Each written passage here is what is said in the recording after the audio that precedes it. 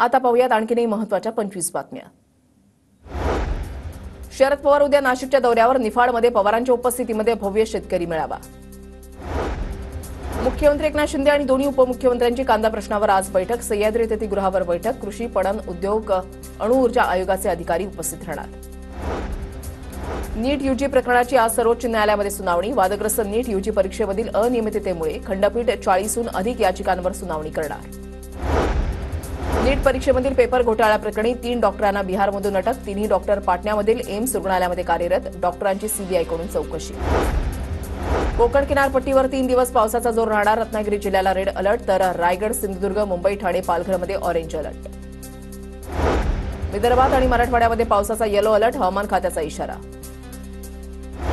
Ghatkopar hoarding दुर्घटना प्रकरण गुन्हे शाखेकडून 22 संशयित व्यवहारांच्या नोंदींबाबत तपास सुरू। व्यावसायिक अर्शद खानला पुन्हा चौकशीसाठी बोलवण्यात येणार।